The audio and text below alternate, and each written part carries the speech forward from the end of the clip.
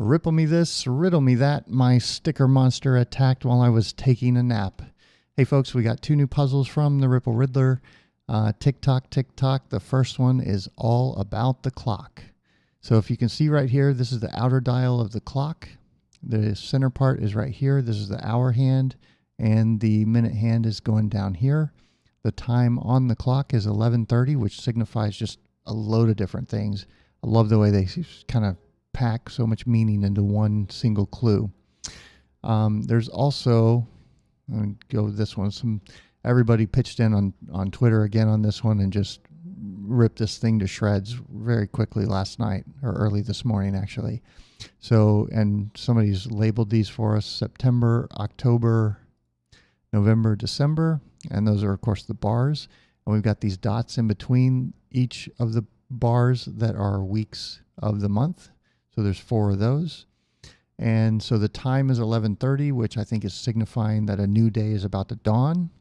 It's also a date, November 30th, which is the go live date for Temenos and Tips to start sending what we think will be massive volumes through RippleNet and XRP.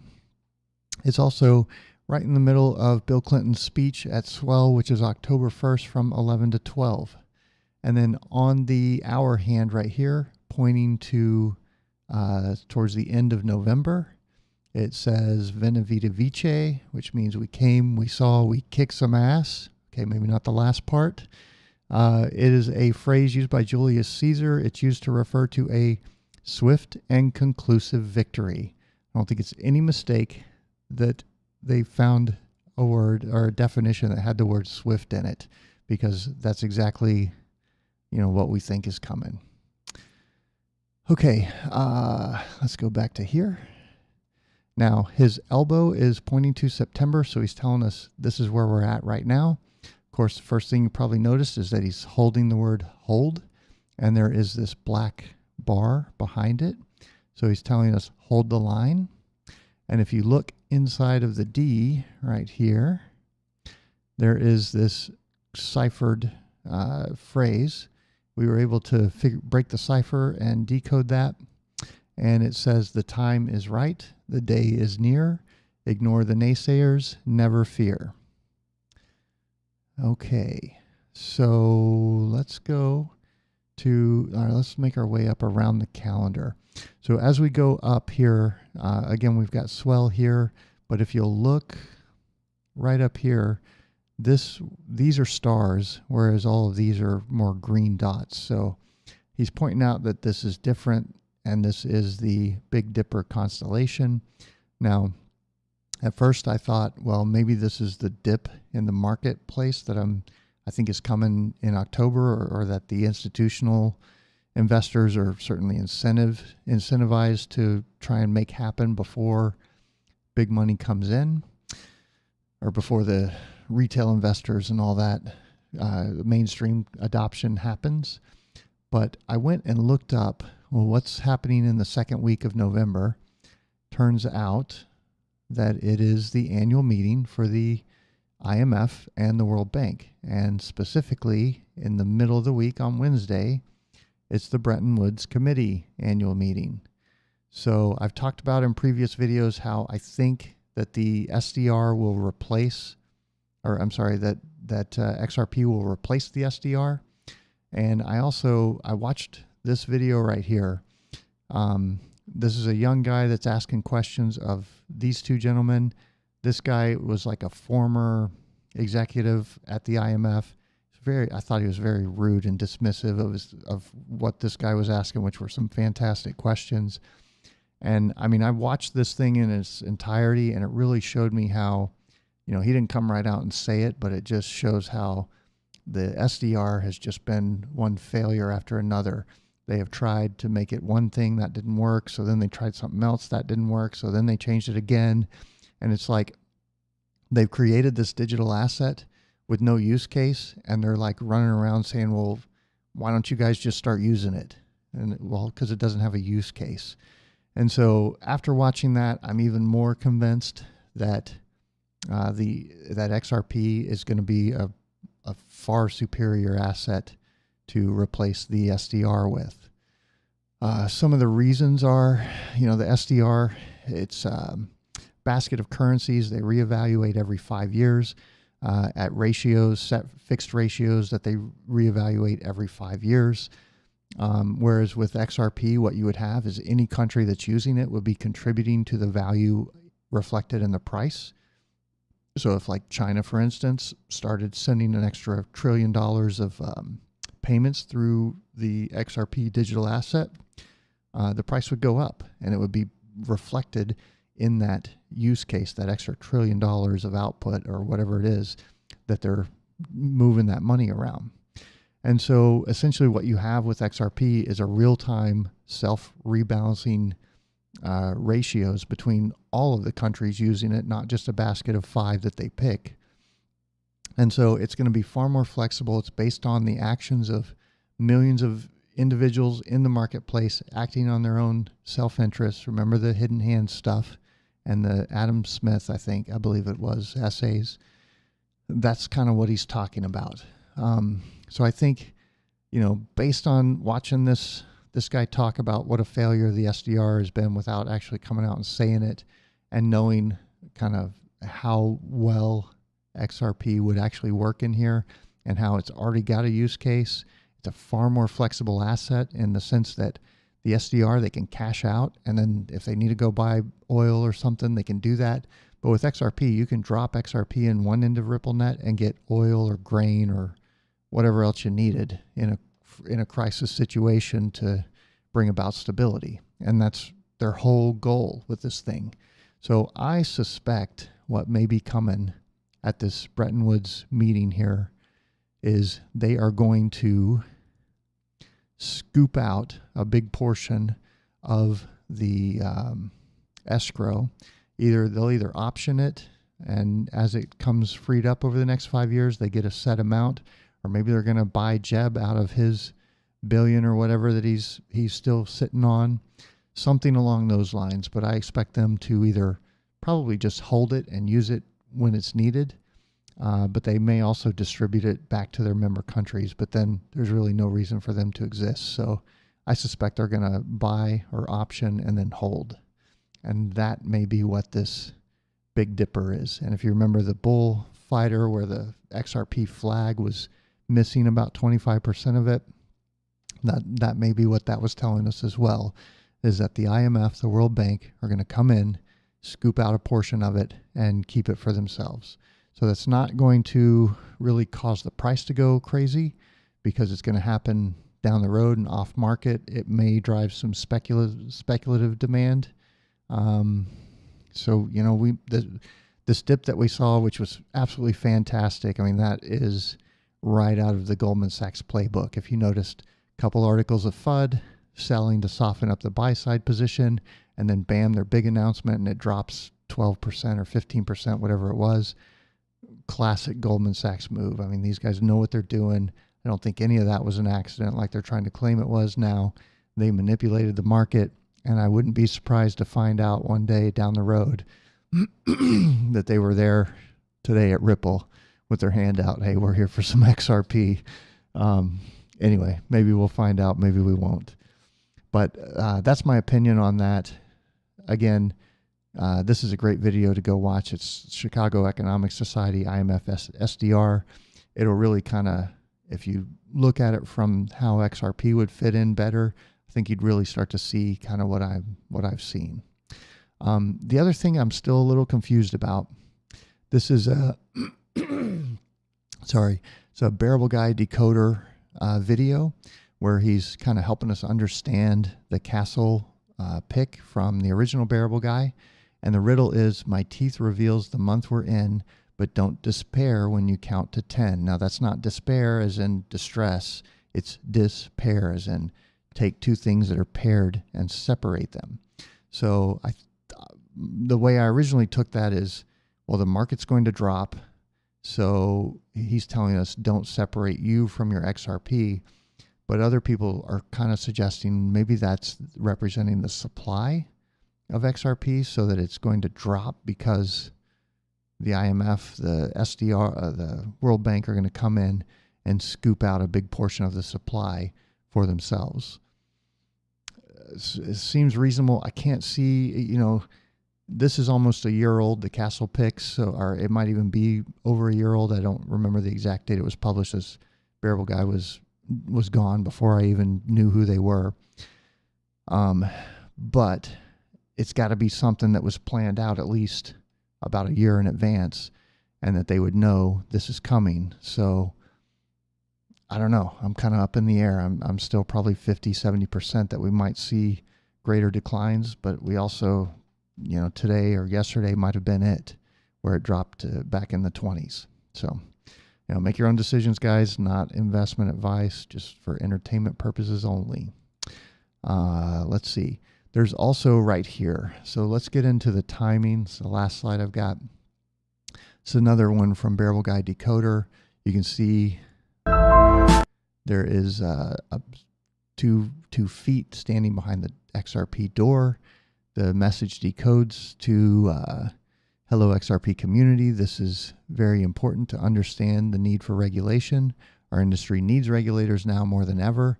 Some of the new partnerships Ripple has acquired absolutely requires regulation in order for XRP to be of any use. We will be successful in this area. Regulators want us to succeed more than you realize. More videos coming soon. XRP equals hold. And then further down here, somebody was asking a question, and Decoder responded, a very well-known figure, very well-known. Regulation is needed to reveal what lies ahead. So he's emphasizing the word very in the kind of the same way Trump goes and brags to the people. So I think he's suggesting presidential, which is why I think back over here that Bill Clinton at Swell is going to make some kind of announcement. I don't know what that will be. I could be completely wrong about it, but I'm going to be watching that speech. As much as I dislike Bill Clinton and think he's part of a crime family and there's a trail of dead bodies behind him, and the Clinton Foundation is just a criminal enterprise, pay-for-play organization that fronts as a charity that hardly gives anything out. I mean, the whole thing's a fraud. Those guys were dealing drugs out of Mena, Arkansas. With if you're watching the series about it now, the CIA was flying drugs in there. His driver in his autobiography talks about opening the back doors of a van and finding bricks of cocaine in the back, and he asked Bill Clinton about it, and Bill said, "Oh yeah, that's so-and-so's thing." So they knew this stuff's going on. These guys are awful. Anyway, but I'm going to be watching strictly for whatever kind of announcement is coming, if something is coming. I kind of suspect it is. And then on October 10th, we have the Bretton Woods agreement, or Bretton Woods announcement that I'm expecting. They might announce, hey, we're buying a huge chunk of XRP, or we're optioning the XRP that's coming out of escrow in the future in order to replace the SDR. We've also got this November 14th date. So I think what the Swift victory is talking about, and it's pointing to the middle of November, I think that's going to be the release of XRapid. So there's a few things going on there. On the 20th, you've got that Swift SR 2018 mandatory release. Any banks that haven't upgraded their software to this won't have the UETR and will be basically locked out of the Swift network. And then 10 days later, you've got Temenos and Tips going live, which should bring massive volumes into XRP and RippleNet. And I think that 10-day gap is, I guarantee you, on the 21st, there's going to be banks calling up, why can't Swift work? What did you guys do to break it? And they just have ignored all the emails and phone calls and whatever else to make sure their system's upgraded, and they didn't do it. So that gives them time to kind of smooth things over and get everybody on the mandatory release before they move into the next major phase, which is 10 days later when they bring in Temenos and all this stuff. So I think in order to get ready for the 30th, they're going to need to warm up their liquidity pools. So what I suspect is going to happen is right here, mid-November sometime, maybe the 14th, because this is from the two riddle or two puzzles back. Somebody suggested that this hand gesture, which is like this. It could also be, it's sign language for a promise. He could be making us a promise, but it could also be 14 as well. So he could be telling us October 14th, or I'm sorry, November 14th, because the puzzle says November in it as well. So I'm kind of, first time I saw that, I thought, that's a little bit of a stretch. But now when we have this timeline here, kind of pointing to the 15th, maybe a little bit back to the 14th, that lends that a little more credibility for me. So we know like SBI is just chomping at the bit. They want to, can we press the button? Can we press it? Can we press it? They're going to be told, yes, you can press it on the 14th. And I think them, along with, you've seen the picture probably of the 120 banks or whatever that are ready to go on RippleNet. I think SBI, along with those guys, will be in some kind of stage rollout. And what they're going to do is sort of get the liquidity pools warmed up, get some of the bugs worked out of the system, let Ripple know where they might need to add some liquidity, where they're going to have some shortfalls and need to make some adjustments. It's going to give them about 15 days to sort of work out some of the bugs before the 3,000 banks come in and shit goes crazy, essentially. So that's kind of my thoughts on the timeline based on what we've seen right here. And then I just wanted to share, I've been kind of digging in a little further into this Temenos and tips and everything that's going on. And I've found people have been sending me stuff on Twitter as well. SAP and Ripple have been working together. Now, SAP's a huge company. They do all kinds of stuff with Fortune 500 companies and financials, very well respected. So they've been working with Ripple for years. We've also got Accenture, another big financial consulting firm. They're working with Swift and DLT. And then we found this document right here. This is DLT at Swift. This is from January of this year. This is the GPI, Global Payments Interface. This is the new thing that's coming. And this is the other thing that I think, going back to here. So before we get to the 20th, that's the mandatory date to have SR 2018 installed and up and running. But I think some banks have already done it and they're ready to go. So they might get the green light on the 14th as well. So that's where I think we're going to start seeing some serious volume. And then I think as we get to the 30th, that's where it's going to really ramp up again. Okay, so let's look at this real quick. I'm not going to go through this whole thing. It's a slide deck. It's talking about reducing costs dramatically, and all the same talking points in real time and this and that. And they're going through explaining DLT and so forth.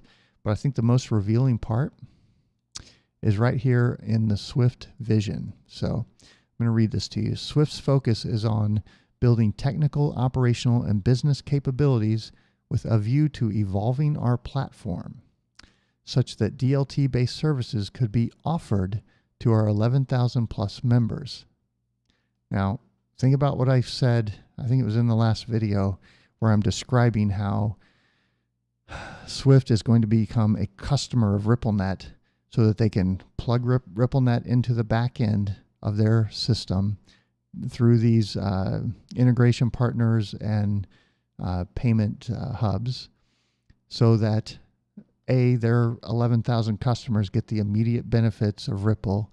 They use the same interface, and they're talking about Swift can complement the DLT technology benefits by leveraging its assets and skills. What are their assets? Well, terminals in all the banks and tellers and bank managers who already know how to use it and basically will be using the same interface. Nothing much changes for them. It just, instead of taking 2 or 3 days, now it comes back in seconds. So they are literally like laying out as their vision what I described, which is RippleNet being plugged into the back end system interface of Swift's network. Nothing else really changes, and that's exactly what they're saying is the Swift vision right here. Folks, that's what they're doing. Clear as day. Clear as day. Okay. I wonder if there was... Yeah, I think this was just more of, they all start to say the same thing.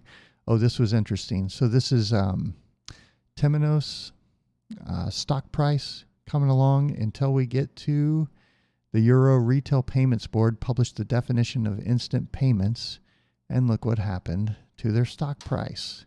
It went from about $35 up to $180 and back down to $150 right now. So you think the market knows something that most other people don't? I guarantee you they do. There's somebody on YouTube sent me this and gave me a number of these other links to go look at. And then the other thing I want you to, as I was digging into the stuff that he sent me, I found this video, and I want you to play this because it's really got me kind of thinking. I'm looking at this whole tips thing as way too small. Listen to this. Due to the digitalization of our economy, people expect speed everywhere, even when paying. Unfortunately, instant payments stop at national borders. Introducing SEPA Instant Credit Transfer, a new payment scheme by the European Payments Council that allows real-time euro payments across Europe. Okay, so I assumed that it was cross-border payments. What they're talking about is between the different countries doing not wholesale stuff, but retail. So if this is actually what they're going to apply XRapid to and RippleNet to, we could see even bigger volumes than I think any of us really imagined. A lot of this stuff has to do with just everything, not just wire transfers. And I just assumed that since they're all in the euro, they're all using the same currency, it's not an issue. But from watching this video, it seems like maybe it is for some reason. I'm not, a banking industry. I've never worked in the banking industry. I really don't know. If somebody can shed some light on that, I'd love for you to come on Twitter or comment on the YouTube video and kind of help us understand this. But to me, it almost seems like this may be also using XRP and Ripple to handle retail payments between countries in the Eurozone. So that was very fascinating to me. Okay, this is the last puzzle from the Ripple Riddler, or two puzzles back. We have not cracked this yet. We've got some ideas. I'm going to give you just a real quick overview. Obviously, first thing is it's on a TV or a monitor or a screen. Now, I don't want to say it's any one of those things because without the other clues and context, what you would see on a TV is different from what you'd see on a computer monitor. And if it's a screen, what is it screening out and what is it letting through? So all of those change kind of how you would interpret the puzzle. But right off the bat, you notice he's got his finger over his mouth, or somebody's got their finger over his mouth. Now that's the purple glove that he usually wears. But notice he's inside the TV. The hand is outside the matrix or the TV, whatever it is. The power's on over here. So I don't know if he's being shushed or he's telling us a secret. In sign language, this is promise. So he could be making a promise to us. People have suggested that these black bars are sort of the timeline, or that they're sell versus buy estimates. I don't know how they would know that kind of information. If you look, I don't know if, okay, I guess you can see that right there is November. So that I'm certain that this is a cipher, and I think that it goes down because this is in the Matrix. It all falls down in the movie, so this seems to be replicating that, and also the key right here, November, is also coming down the screen. So I think the text, whatever it decodes to, is going to be from the rows going down versus going across. But I've been trying it both ways, running it through this website right here, which has just loads of different decoders. And you basically just try out different types of ciphers. One of them is this, let's see. Enigma machine. I mean, there's all different kinds. There's some that have keywords. The other, some people have looked through kind of all the different letter combinations and found like currency symbols. I don't think it's more of like a word puzzle where you're trying to find words in the text. I think it's a cipher, but there's also this right up here. It says weed, and then backwards it says grow. So grow weed. Maybe that's something they put in there for me, is because I've made jokes about that. That may be part of the key. I'm really not sure. Like I said, I've been using this website, which has just loads and loads of different cryptography tools. And I think it's this autoclave one here that has, there's where I just tried grow weed as the keyword, but it could be November.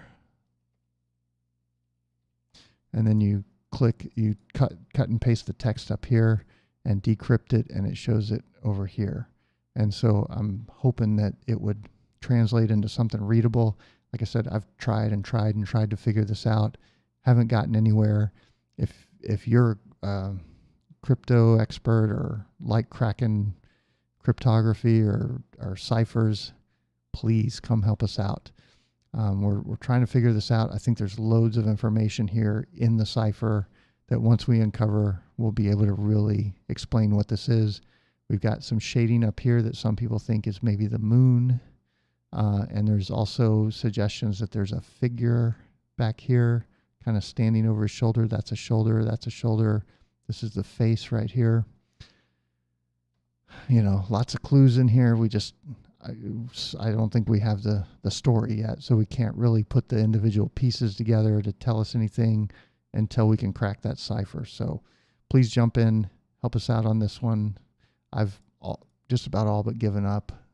There's all kinds of different websites you can use with different ciphers and so forth.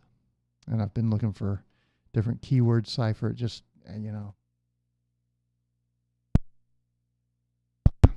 There we go. Sorry. Keep trying it different ways. See if you can figure it out. But anyway, that's all I got. We'll catch you next video, guys. Thank you.